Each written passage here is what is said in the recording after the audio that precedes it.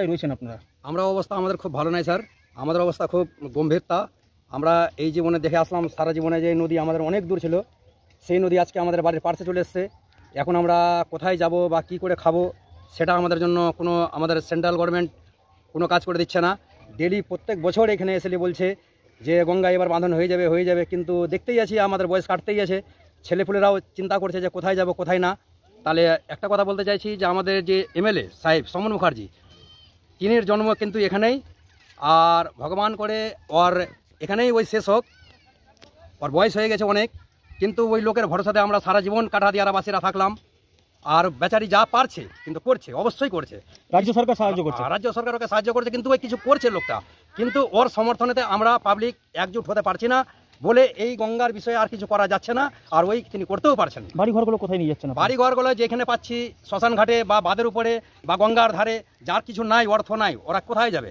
ওরা কোনো জায়গাতে বাল বাচ্চা নিয়ে নিজের দিন কাটাবার ব্যবস্থা করছে, যাদের ওখানেও কিছু পাওয়া যাচ্ছে না, তারা দিল্লিতে গেলে 2000-4000 টাকা মাসে রুম ভাড়া নিয়ে ওরা কোনোরকম করে দিন কাটাচ্ছে। ওরা মানে ওদের আর কিছু নাই এখানে। দিয়ারাতে একটা দিয়ারা আমাদের ছিল, যেটা আমাদের মহানন্দটোলা কাঠা দিয়ারা, মালদা ডিস্ট্রিক্টের মধ্যে ছিলাম আমরা, কিন্তু এই দিয়ারাটা আর আমাদের পাওয়া যাবে না। এইটা যদি চলে গেল তো আর কেউ নাই আমাদের।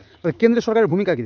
কেন্দ্র সরকারের ভূমিকা এখনকার মানে আমাদের মহানন্দটোলার মধ্যে আমরা সমন মুখার্জি ছাড়া আর কাউকে আমরা চিনতে পারছি না। রাতে ঘুমাতে পারছেন আপনারা? রাত্রে আমরা দেখেন ঘুমাচ্ছি তো স্যার, কিন্তু ভয়ে ঘুম আসছে। কেন ভয়? কেন ভয়? এই জন্য যে মা গঙ্গা হয়তো এখন যদি এতটি কাটছে, তো রাত্রে যদি 1 ঘন্টা যদি কাটাই আরম্ভ করে, তো আমরা তো নাই, আমাদের বাড়িতে বেশি দূর নাই, পার্শ্বে তো আমাদের বাড়ি। আতঙ্কে রয়েছে? হ্যাঁ, আতঙ্কে রয়েছেন আপনারা? আতঙ্কে আমরা বাস করছি।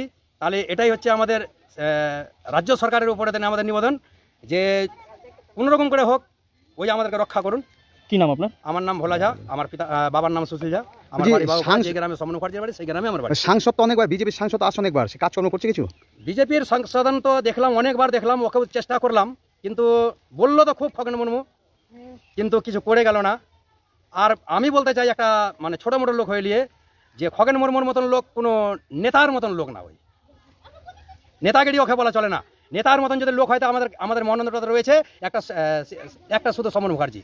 আজকে যদি সমন মুখার্জি মারা যায়, তো আমাদের কাঠাদিয়ারা মহানন্দটোলার মধ্যে একটা এমএলএ হওয়ার জন্য কারো ক্ষমতা আজ পর্যন্ত সারা জীবন মিটে যাবে, কিন্তু হবে না। কি নাম?